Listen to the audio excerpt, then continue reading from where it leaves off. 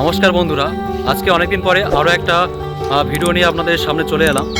আর আজকের ভিডিওর বিষয়টা কী নিয়ে হতে চলেছে ভিডিও থাম্বনেল দেখে আপনারা বুঝতেই পারছেন।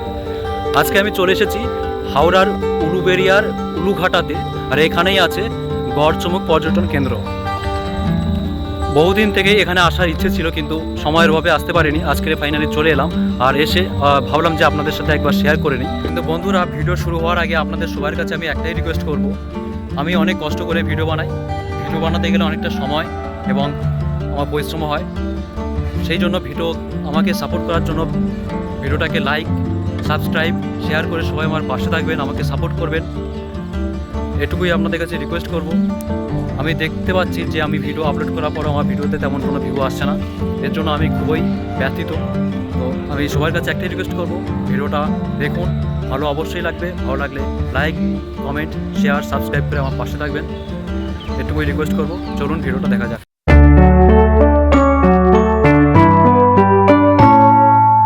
এই কুলে আমি আর ওই কুলে তুমি, মাঝখানে নদী ওই বয়ে চলে যায়, তবুও তোমার আমি পাই গো সারা। দুটি পাখি দুটি ফুলে গান যেন গায়, মাঝখানে নদী ওই বয়ে চলে যায়। আমরা এখন দামোদর নদীর দুপাশে বাইক সাওয়ারি করতে করতে 58 গেটের দিকে এগিয়ে চলেছি। আর এমন একটা পরিবেশে মধ্যখানে দামোদর নদী এবং তার দুপাশে বাইক সাওয়ারি করতে করতে মান্নাদের কণ্ঠে এই অপূর্ব গানটার কথা আমার মনে পড়ে গেল। এবং আমার গানের গলা তো একেবারে সে কাকের আওয়াজের মতো, তবুও শুধুমাত্র গানটাকে ভালোবেসে একটা লাইন একটু গাওয়ার চেষ্টা করলাম। এবং যদি সামনে একটু গানের গোলা থাকতো, আমি অবশ্যই এই দামোদর নদীর পক্ষে একটা নৌকো চড়িয়ে এবং সেই নৌকোতে আমি অবশ্যই এই গানটা গাইতাম। কিন্তু সেই কপাল আর ভাগ্য কোনোটাই আমার নেই, তাই এই একটা লাইনেই আমাকে সন্তুষ্ট থাকতে হবে। তো যাই হোক, আমরা এগিয়ে চলেছি 58 গেটের দিকে। সেখান থেকে আমরা যাব গড়চমুক পর্যটন কেন্দ্রে, এবং অনেকটা কাছাকাছি এসেই গেছি। গড়চমুক পর্যটন কেন্দ্র এবং 58 গেটের কাছাকাছি। চলুন আগে যাওয়া যাক। দামোদর নদীর দুপাশে ঘুরতে ঘুরতে চলে আসলাম 58 নম্বর গেটে। দামোদর নদীর উপরে নির্মিত এই ব্রিজটিতে রয়েছে 58টি সুইচ গেট, যার নামানুসারে এই জায়গাটির নাম 58 গেট নামে পরিচিতি পেয়েছে। উলুবেড়িয়ার দিক থেকে এসে শ্যামপুরের দিকে মুখ করে আপনার বাঁ দিকে যে নদীটিকে আপনি প্রবাহিত হতে দেখবেন, সেই নদীটির ধার ধরে সামান্য একটু এগিয়ে গেলেই আপনি দামোদর এবং ভাগীরথী নদীর এক অপূর্ব মিলনস্থল দেখতে পাবেন। কিন্তু আজকে আমাদের কাছে সময়টা খুবই কম ছিল, যার জন্য আমরা দামোদর আর ভাগীরথী নদীর মিলনস্থল আমরা দেখতে পারিনি। যাই হোক, এই ব্রিজটি শেষ করে শ্যামপুরের দিকে যেতে আমরা একদম ব্রিজের শেষ প্রান্তে ডান দিকেই পড়বে গড়চমুক পর্যটন কেন্দ্র। যাই হোক, আমাদের নদীটা অনেকটা ঘুরে নিলাম, এবার আমরা গড়চমুক পর্যটন কেন্দ্রে ঢুকবো। চলুন দেখে নেওয়া যাক গড়চমুক পর্যটন কেন্দ্রের ভিতরে কি কি আছে।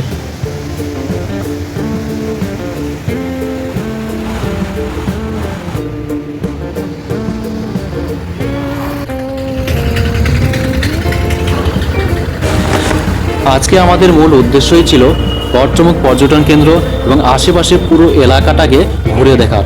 সেই জন্য আমরা আগে ভাগেই একটা বাইকের ব্যবস্থা আমরা এখান থেকেই করে নিয়েছিলাম, এবং আমরা পর্যটন কেন্দ্রের মধ্যে বাইক নিয়েই প্রবেশ করলাম। সেই সঙ্গে বলে রাখি, গড়চমুক পর্যটন কেন্দ্রে প্রবেশ করার জন্য টিকিট মূল্য মানুষ পিছু 15 টাকা, এবং যদি বাইক সঙ্গে করে নিয়ে আসেন বাইকের জন্য আলাদা 30 টাকা টিকিট আপনাকে কাটতে হবে। যাই হোক, আমরা বাইক নিয়ে পর্যটন কেন্দ্রটাকে পুরোপুরি একেবারে দেখে নেওয়ার চেষ্টা করছি। এবং এই যে বাঁ পাশের এই জায়গাগুলোকে দেখতে পাচ্ছেন, ডান পাশের এই জায়গাগুলোকে দেখতে পাচ্ছেন, বিস্তীর্ণ একটা পিকনিক স্পট। শীতের সময় নভেম্বর, ডিসেম্বর, জানুয়ারি মাসে, এই 3 মাসে এই জায়গাগুলোতে একসাথে প্রচুর পরিমাণে মানুষ এসে পিকনিক করতে পারে। এবং পর্যটন কেন্দ্রের শেষ প্রান্তের দিকে আলাদা করে একটা পার্ক তৈরি করে রাখা হয়েছে, তো আমরা সেই দিকেই এগিয়ে যাচ্ছি।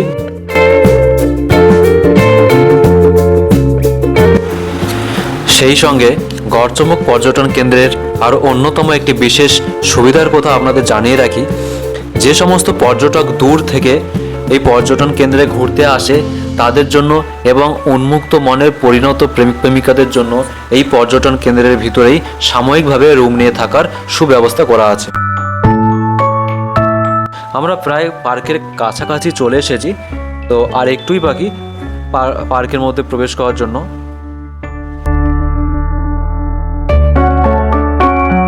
আপনি যদি পর্যটন কেন্দ্রের গেট থেকে শুরু করে শেষ প্রান্তের এই পার্ক পর্যন্ত হেঁটে হেঁটে আসেন, তাহলে আপনার জন্য সময়টা অনেকটাই লেগে যাবে। আমাদের কাছে বাইক ছিল, তাই খুবই কম সময়ের মধ্যে আমরা এই পার্কের সামনে চলে আসলাম এবং এখানে এসেই জানতে পারলাম এই পার্কটা শিশু উদ্যান, মানে শিশুদের জন্যই বিশেষভাবে খ্যাত।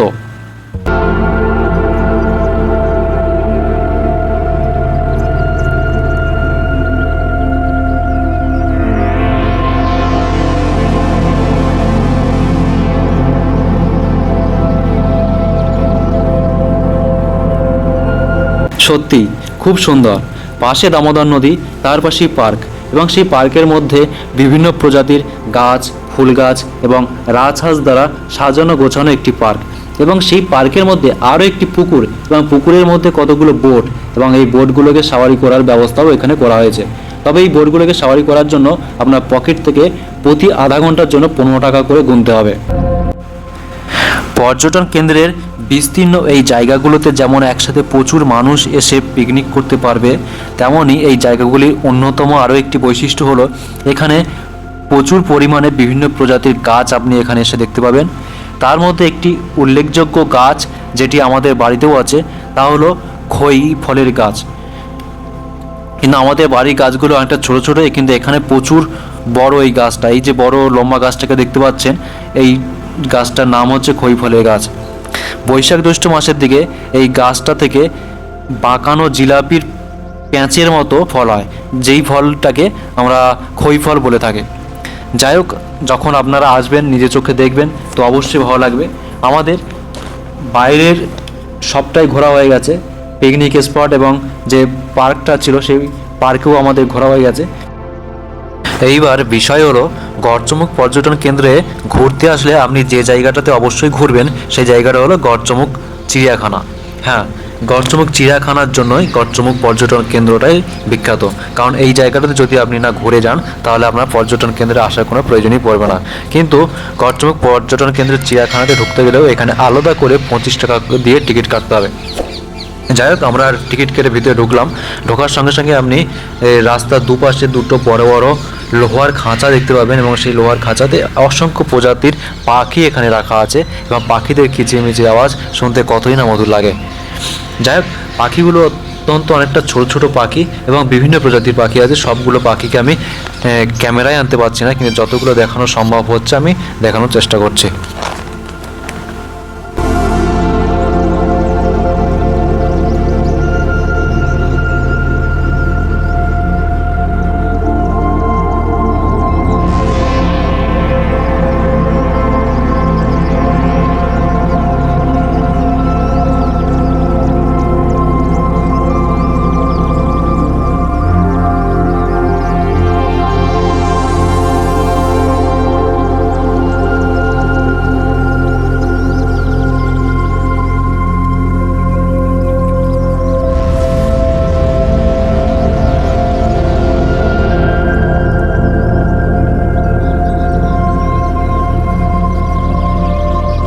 এই সব ছোট ছোট পাখিদের লোহার খাঁচা পার করেই একটু সামনের দিকে এগিয়ে গেলেই এখানে কতগুলো উট পাখি দেখতে পাবেন। এই সমস্ত উট পাখিদের আকার আয়তন যেমন অনেকটাই বড়, তেমনই এদের ডিমের সাইজটাও কিন্তু অনেকটাই বড় হয়। আর এরা এদের নিজেদের ডিমগুলোকে নিজেরাই কীভাবে সর্বাধিক প্রচেষ্টার মাধ্যমে রক্ষা করে তার ভিডিও আমরা ইউটিউব, ফেসবুক কিংবা টিভিতে দেখে থাকি।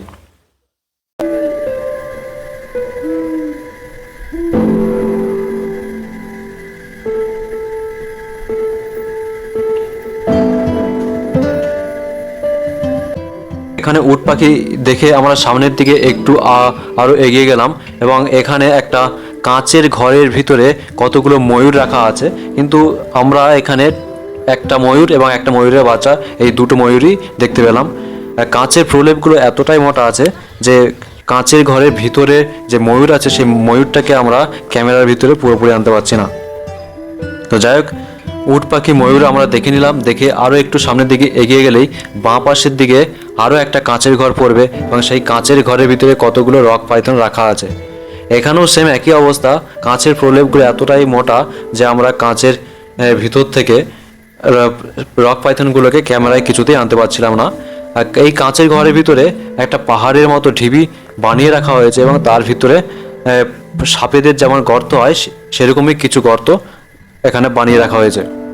আর এদের রক পাইথনদের খাবার হিসেবে মাঝে মধ্যে কিছু কিছু জীবন্ত মুরগি ছেড়ে দেওয়া হয় যাতে এই সাপগুলো শিকার করে খেতে পারে।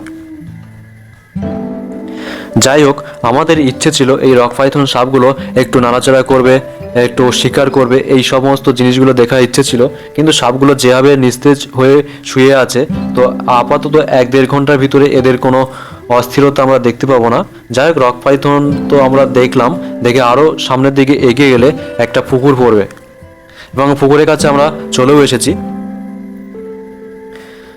এই যে এই পুকুরটাতেই গার্ডেনার এসে বলে গেল 6খানা কুমির রাখা আছে। কিন্তু কুমির বলতে আমরা এখানে 2টো কুমিরই দেখতে পাচ্ছি, ডাঙায় শুয়ে আছে।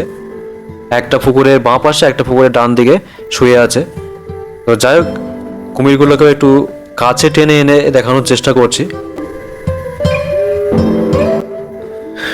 এখানে পুকুরের চারপাশেই লোহার খাঁচা দ্বারা ঘেরা আছে এবং এই খাঁচাগুলো এতটাই ঘন যে আলাদা করে ক্যামেরা বাইরে থেকে নিয়ে এসেও এই কুমিরগুলোকে পুরোপুরিভাবে ক্যামেরাতে দৃশ্য করানো খুবই একটা কঠিন ব্যাপার। তো যাই হোক, আমরা সর্বাধিক চেষ্টা করলাম যাতে একটু কুমিরটাকেও দেখাতে পারি।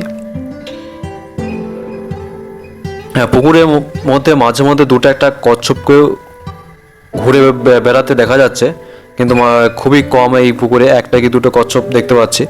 তো যাই হোক, পুকুরে মোটে আমরা 2টো কুমির আর 2-1টা কচ্ছপ দেখতে পেলাম। দেখে এবার আরও একটু সামনের দিকে এগিয়ে গেলে ডিয়ার পার্ক মানে হরিণের দেখা আমরা পাবো। চলুন, এবার সব কিছু দেখা হয়ে গেছে, এবার যেই দিকে হরিণ আছে সেই দিকটাতে যাওয়া যাক।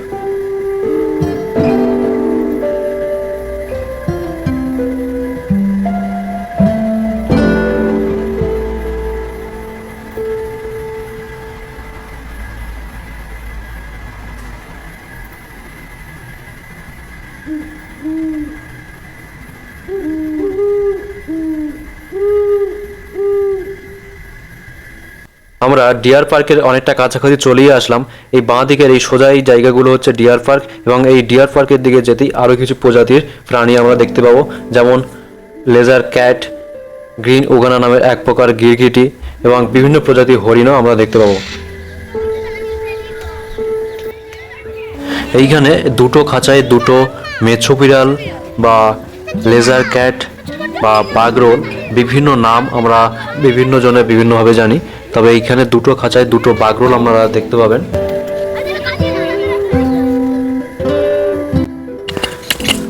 (1988 থেকে 1991 দশকের মধ্যে প্রতিষ্ঠিত এই গড়চমক পর্যটন কেন্দ্র আমফানের সময় প্রচুর ক্ষয়ক্ষতি হলেও সেই সময়কার অতি দ্রুততম সংস্কারের জন্য আজকের আমরা এই সাজানো গোছানো একটি পর্যটন কেন্দ্র দেখতে পাচ্ছি। আমাদের পর্যটন কেন্দ্রের প্রায় সবটাই ঘোরা হয়ে গেছে, কিন্তু আমাদের মনে হচ্ছিল যে আমাদের কিছু একটা মিসিং হচ্ছে, আরও কিছু দেখা বাকি আছে। সেই জন্যই আমরা চিড়িয়াখানার পিছনের দিক থেকে আরও একটু ভেতরের দিকে ঢুকতে থাকলাম, কিন্তু এই জায়গাগুলো আমরা আসিনি, আমরা জাস্ট ওই পাশ থেকে দেখে চলে গিয়েছিলাম। আর এই পাশের ভিউটাও কিন্তু আলাদা, অন্যরকম।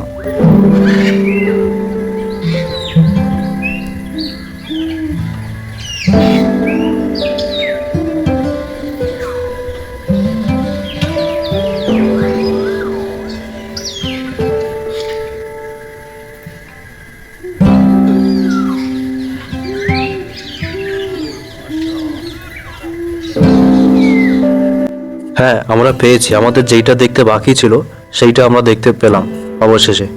এখানে কতগুলো সজারু রাখা হয়েছে। আমরা প্রায়ই টিভিতে, ফোনে সজারুর কিছু কার্যকলাপ দেখতে পাই, তো সেই সজারুগুলোকে আজকে আমরা সামনাসামনি দেখলাম। কিন্তু এই সজারুগুলোর পিছনের যে কাঁটা কিংবা যে পালকগুলো থাকে সেগুলো প্রচণ্ড নমনীয় দেখাচ্ছে। সেই কাঁটাগুলোর তেমন কোনো তীক্ষ্ণতা এখনও আছে বলে আমার মনে হয় না। আমি চাইছিলাম যে এই সোজারিগুলো একটু এই কাঁটা দিয়ে কাউকে আক্রমণ করুক আর আমরা সেইগুলো দেখি, কিন্তু সেইটা আমাদের সামনে হয়তো হয়ে উঠবে না। কিন্তু ওই একটা সোজারু দেখলাম কিছু সময় জন্য কাঁটা উঁচু করছিল, আবার নামিয়ে দিয়েছে। এই একটা আবার উঁচু করলো, কিন্তু এদের এই কাঁটাগুলো এখনো অতটা তীক্ষ্ণ আর নেই। কারণ একটা বন্দি খাঁচায় থেকে থেকে যে কোনো প্রাণীরই তার তীক্ষ্ণতা কমে যায়। অবশেষে আমরা ডিয়ার পার্কে চলে আসলাম এবং কিছু হরিণেও দেখতে পাচ্ছি এক এক করে। এখানে হরিণের প্রজাতিগুলির মধ্যে অনেকগুলো হরিণের প্রজাতি এখানে রাখা হয়েছে। এইগুলো দেখি আছে। ডিয়ার পার্কের পাশেই কিন্তু আরও একটা খাঁচা বানিয়ে সেই খাঁচায় কতগুলো গিরগিটি রাখা হয়েছে, যার কথা আমি প্রথমেই বললাম। আর এই গিরগিটিটাকে আমি কিছুতেই দেখতে পেলাম না। অনেক খোঁজাখুঁজির পরেও আমি নিজেও দেখতে পেলাম না, আর আপনাদেরকেও দেখাতে পারলাম না যে গিরগিটিগুলো কোথায় আছে। তো যাই হোক, সময় নষ্ট না করে আমরা হরিণের দিকে চলে যাব।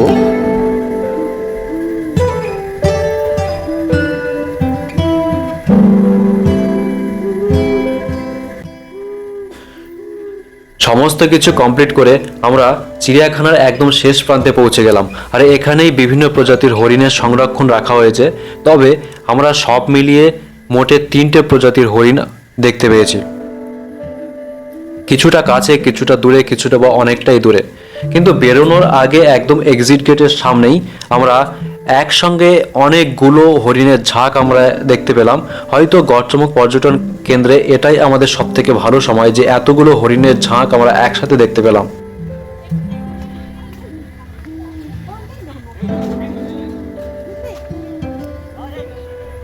এখন 4:30 বাজে, আর এই 4টে 4:30-র দিকেই হরিণগুলোকে যিনি দেখাশোনা করেন তিনি হরিণের খাবার নিয়ে প্রতিদিন এরকম টাইমেই চলে আসেন, এবং খাবার আসার সঙ্গে সঙ্গে সমস্ত হরিণগুলো একসাথে ঝাঁকে ঝাঁকে এসে খাবারের কাছে এসে জমা হয়ে গেল। এবং এতগুলো হরিণ আজকে একসাথে দেখতে পেয়ে আজকে আমাদের গড়চমক পর্যটন কেন্দ্রে আসা সার্থক হলো বলেই আমরা মনে করি। এবং সেই সঙ্গে আজকের আমাদের টাইমটাও কিন্তু এখানটাতেই শেষ। এখন 4:30 থেকে 4:45 প্রায় বাজতেই চলেছে, এবং পর্যটন কেন্দ্রের গেট 5টার সময়তেই বন্ধ হয়ে যায়, এবং আমাদের অতি শীঘ্রই এখান থেকে এবার বেরিয়ে যেতে হবে। চিড়িয়াখানাতে আমরা সর্বাধিক বেশি সময়টাই কাটালাম। যাই হোক, আজকের ভিডিওটা এই পর্যন্তই। সবাই ভালো থাকবেন, সুস্থ থাকবেন, এবং ভিডিওটা ভালো লাগলে লাইক, কমেন্ট, শেয়ার এবং চ্যানেলটাকে অবশ্যই সাবস্ক্রাইব করে আমার পাশে থাকবেন। ধন্যবাদ।